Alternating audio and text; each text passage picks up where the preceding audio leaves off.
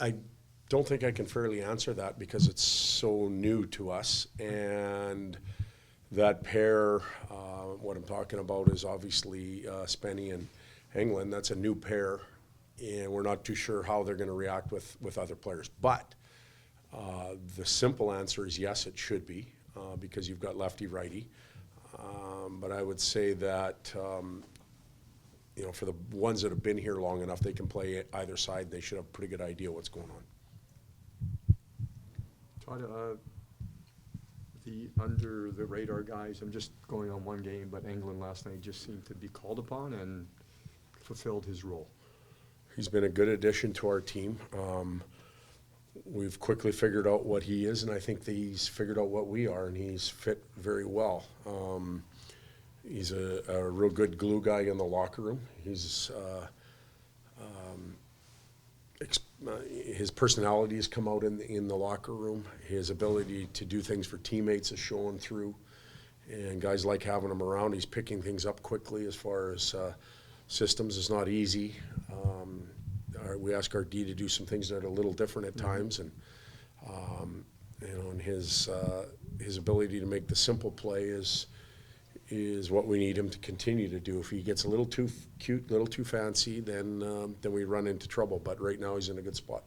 After the game last night, Cam Talbot said that he wished he had saved that one goal, not for the shutout, but so that P.L. Dubois could have had the game winner. Is that just a good example of the kind of teammate that he is? Yeah, I've seen that before from Talbot. He's, at his age, and the people here in Minnesota will know that too. He's about trying to win for the group and the team, and his personal accolades would come second. It's the type of person he is, and I think when he said that to you, he was honest about it, so it's a good sign.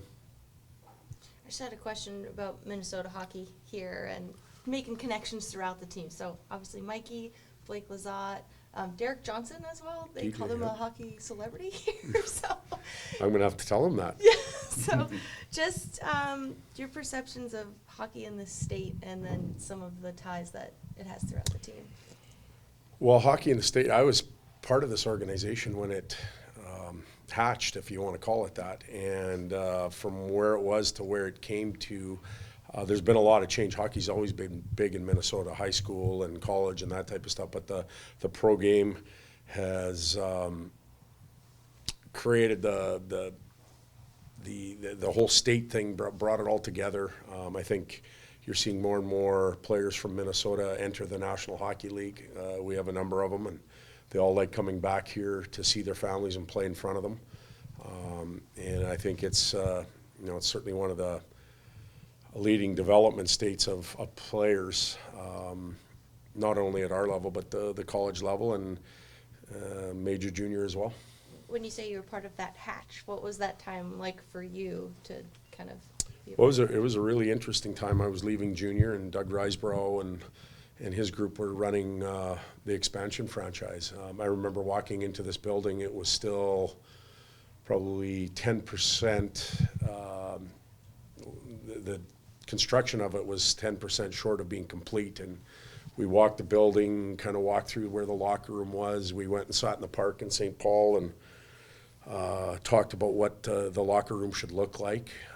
And this was all new to me. I hadn't been in pro hockey before, but listening to Doug and Jacques talk about their days in Montreal and how they wanted to bring some of that to Minnesota, training camp here, learning what it was like to carry yourself as a young coach around high-end pros. Odie was playing here at the time.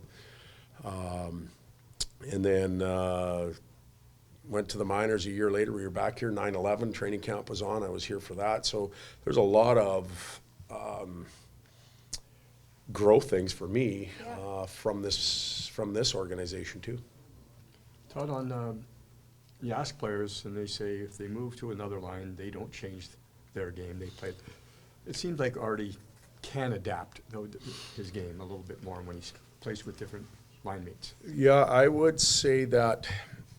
First of all, I would say that's the first regular season game we've seen Artie play. Mm-hmm. We saw him play in the exhibition season. We asked him to do a number of things over the summer that we think will help him become a better player.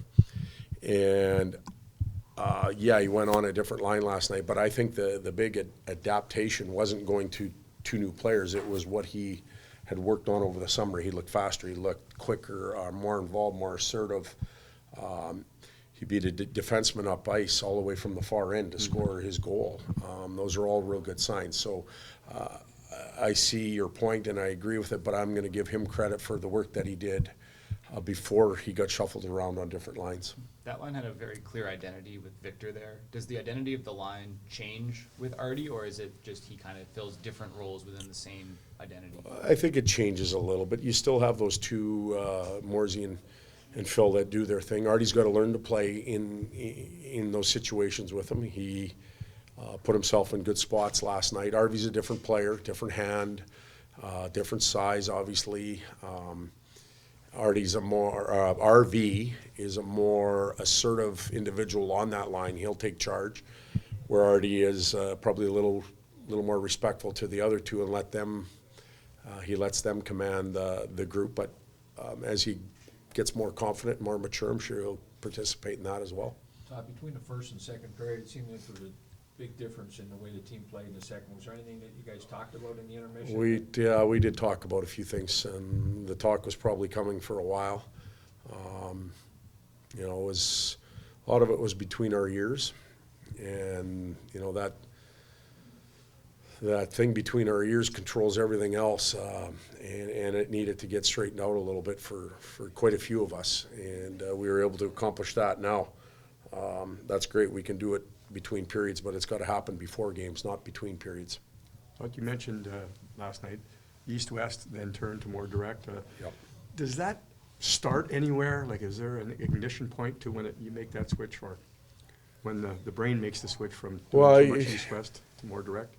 The players, I don't know, they're like artists. They want to paint a nice, the painting has to look good. And they want to make plays. You can hear them, hey, don't chip it out, don't dump it in, hold on to it. That's great if it's working. If it's not working, we got to be a little more direct. And sometimes people buy ugly art.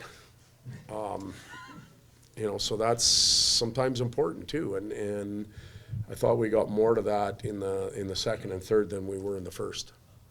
Even if you don't go directly from ugly to cute, it still is a nice stabilizing factor in a game? Well, if it's not going your way, you better figure out a way to at least start balancing the rink out in your favor, and turning the puck over or forcing stuff through or playing slow is not going to be the way to do it. And we've tried that a few times now.